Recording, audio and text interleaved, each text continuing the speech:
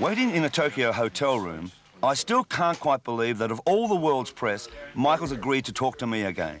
His first major TV interview this decade. Hi, Michael. Nice to see you again. But you don't get this deep inside the fortress without conditions. Strict limits on time, even the number of questions. I took Michael back to our interview all those years ago. You had a lot of aspirations at that time, a lot of dreams. Would it be fair to say that a lot of those dreams over the last 10 years, because it was in 1977, that interview, have come true for you? Most of my dreams seem to come true, and I'm so thankful that they do. I don't know over what period of time, but I have lots of dreams, and they usually come true, and I'm so glad. I dance a lot anyway. I've always loved to dance. When I was just real little, I used to watch Sammy Davis, Fred Astaire, and James Brown, and just dancing about the house. So I don't remember not dancing. And you meet Michael's manager, cigar-smoking Frank DeLeo. He joined the interview as Michael's friend and chief minder. Now, about those headlines. Does it affect you? Does it hurt you to see some idiotic stories that are written? Yeah, I'll answer that question if you don't mind. It hurts me. And if it hurts me, I know it hurts Michael. He's a little more blasé about it than I am. I mean, he just sort of shrugs it off.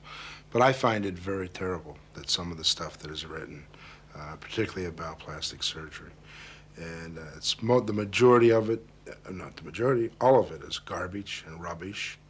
And, you know, if that's the best thing that's the only thing they can figure out to do with their life, then, you know, they're pretty sick people. I like to sneak into theaters without being noticed sometimes. Sometimes there's really nothing you can do about it. It's the price you have to pay. Well, I've heard sometimes you turn up in the most unexpected places to your friends dressed in that they don't even recognize you. I have incredible disguises. I can fool my own mother. And I enjoy doing it because I get to see life the way it really is sometimes, which is fun. But when Michael... Were you aware of the sales? Did you Yes. check up on sales each week and realize that it was doing this? I pretty much did the album and just sat back and watched because it was another one of my dreams. I knew it was going to do what it did.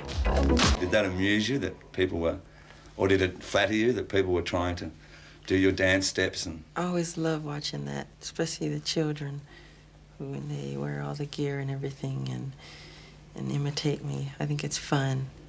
It's done in good taste, it's fun. And when he says that four-letter word, love, you believe that too. Yeah, I love children and animals and Quincy and Frank. Quincy. And that's what's so wonderful about traveling. I get to see all the cultures and people and the children. It's wonderful. It's my greatest inspiration, I would say. It was that sense of humanity. I said I wanted to be something like an anthem where it would affect the whole world, you know, where everybody could sing it and have such melodic simplicity to it, where a 5-year-old child could sing it and like it, that type of thing.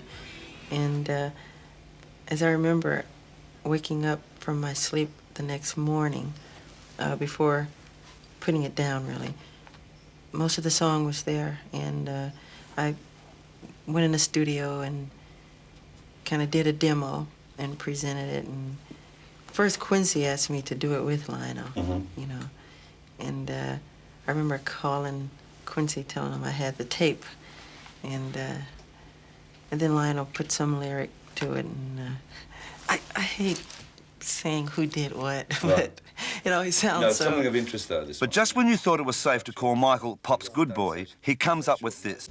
I asked him why. Well, boy, that's a hard question Well, to first of answer. all, you wrote 9 of the songs on this album. Yeah, it's just a series of collecting songs and writing songs in my mind over a period of years or whatever. And it's hard to say how one creates music because it's hard for me to take credit.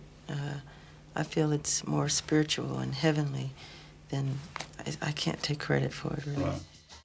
If you're given one wish now, what would you like? One wish? Yeah. If I was going to say the fairy godmother, but I won't say that. If I could give you a wish, is there anything you wish for?